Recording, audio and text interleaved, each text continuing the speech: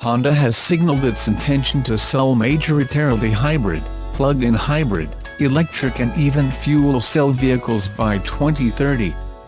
In recent years the company has made several unsuccessful attempts to gain traction in the green vehicle market. Its models were technically interesting but did not attract large numbers of buyers.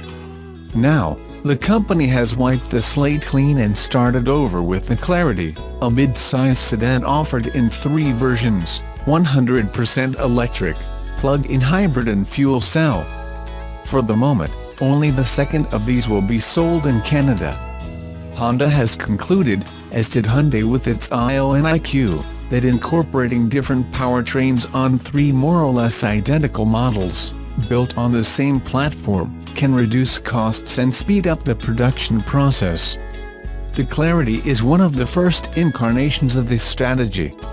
When the Honda Clarity was first unveiled, the general reaction was that its shape was a little off-putting. In truth, while it does seem like a bit of an odd duck in photos, the car acquits itself better up close and in the flesh. Imagine an Accord, but made more aerodynamic. Without delving too much into details, several elements of the chassis are designed to maximize airflow and reduce the coefficient of drag, helping reduce fuel and energy consumption. The underbody, for example, features a plate that directs air to the rear. As the vehicle is somewhat hefty overall, Honda engineers had to get creative and come up with effective technical solutions, elegance be damned. In any event, beauty is, as they say, in the eye of the beholder. The interior of the Clarity is spacious, its finishing exemplary. It passes the basic but valid litmus test of making you feel like you're sitting in a much more expensive car. Another eyebrow-raising idea was to have the gears of the automatic transmission be accessible via buttons on this console. You get used to it, but it seems like a solution in search of a problem. On a more positive note, the central armrest opens to reveal a fairly spacious storage space. Over time you do get accustomed to the interior's slightly off-kilter ergonomics. There is one feature that never ceased to aggravate, however. Every time you want to adjust the audio system's volume, you need to go through the touchscreen to get to the right command, since the volume button is, well, non-existent. There is none. Cuss-inducing, for sure. Its shape might be controversial, and its ergonomics might be irritating, but the Honda Clarity plug-in hybrid does feature virtually irreproachable mechanics, easily among the most sophisticated in the category. For starters, it runs on a 1.5L Atkinson cycle combustion engine generating 103 horsepower, complemented by a 181 horsepower electric motor. Total output is 212 horsepower. Now, I'm pretty lame at math and all, but if I count that on my fingers, 103 plus 181 should equal 284 horses. The difference here is due mainly to the interaction of the two motors, which never make simultaneous use of their maximal power. In some situations the electric motor works at capacity. At other times it's the gasoline engine. And sometimes the two work in conjunction with each other. The CVT-type transmission includes 3 possible drive modes, Eco, Normal and Sport, and in general it helps deliver good acceleration and smooth gear changes. The Clarity also incorporates other advanced systems that serve to manage the power delivered by each engine and regenerate the battery when braking. This last feature can be programmed using the paddles affixed on the steering wheel.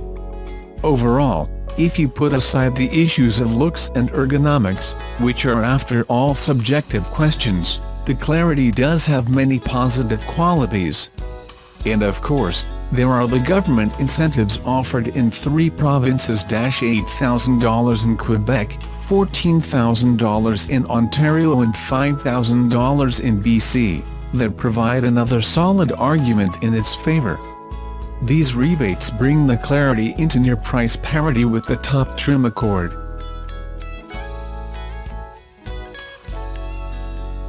Batteries are really what Tesla is all about, not the media-loving, mass-market Model 3, not roadsters, not Falcon Wing doors, and certainly not the Hyperloop. Batteries are the keys to completing a worldwide transition to a clean energy economy, and Tesla, with all its entrees to date into increased battery storage capacity, will really have to step up its game to dominate the market share as CEO Elon Musk has publicly envisioned. During Tesla's recent Q4 2017 conference call, following the release of the February 7th shareholder letter, CEO Elon Musk said that the company put a lot of attention on other things and just got too comfortable with our ability to do battery modules because we've been doing that since the start of the company. Overlooking the importance of batteries is a significant strategic error, and one which Tesla needs to quickly and efficiently remedy. Tesla has had to reduce its Model 3 production targets, in part because of issues with battery manufacturing. During the Q4 conference call, Ryan Brinkman of JP Morgan Securities noted that Tesla has pressing concerns to unclog Model 3 production bottlenecks in Fremont or at the battery module line in Reno.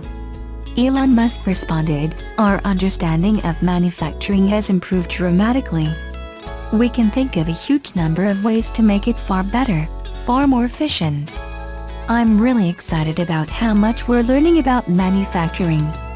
Tesla is experiencing a tremendous learning curve as it produces the essential batteries to power clean technology of various kinds. Employees involved in battery production told CNBC that the company was assembling batteries by hand as recently as December 2017. At the time, they were skeptical that Tesla could accomplish its revised goals and manufacture 5,000 Model 3s per week by June 2018. Tesla maintains that it was on track to meet those goals. But its shareholder letter indicates a wariness to share the targets too optimistically since they have already been delayed several months. Tesla said, "We continue to target weekly Model 3 production rates of 2,500 by the end of Q1 and 5,000 by the end of Q2, but our prior experience on the Model 3 ramp has demonstrated the difficulty of accurately forecasting specific production rates at specific points in time." Deepak Ahuja, Tesla's CFO, added during the conference call that in addition to the Model 3, the company needs to focus on our infrastructure spend like superchargers, stores, service centers. We want to significantly increase the service capacity. We want to significantly increase our supercharging capacity. Supercharging is imperative until such a time when batteries can hold enough charge to make recharging a good rather than essential decision when all electric vehicles are on the road. USA Today reported that Musk blamed the company's underwhelming Model 3 production partially on an unidentified supplier that failed to live up to expectations, causing insufficient production of the critical lithium-ion batteries made at Tesla's Reno, Nevada factory. Musk told investors in November, "It's our fault for picking the wrong supplier and then not realizing it until way later in the game." The molasses-like production of Model 3 electric cars was trickier than anticipated due to battery module assembly difficulties. An individual cell is the fundamental building block of a battery, and each is fewer than 3 inches long and smaller than 1 inch in diameter. As the battery charges, positively charged lithium ions move from the cathode to the anode through an electrolyte solution in the battery cell. The electrons gather on the anode, at the negative side, and the reverse takes place when the battery is discharged. The electrons move through external circuits that can provide power to thousands of homes, businesses, or electric vehicles. Tesla's enormous battery factory, about 5.5 million square feet, in Nevada, called the Gigafactory or Gigafactory 1, is key to Tesla's future. Once at full capacity, Tesla reportedly expects the Gigafactory to introduce production cost cuts for lithium-ion electric vehicle batteries and energy storage products by some 30%, compared to pre-Gigafactory batteries. Such production savings will occur once the Gigafactory is fully operational in 2018 by using economies of scale, innovative manufacturing, reduction of waste, and the simple optimization of locating most manufacturing process under one roof.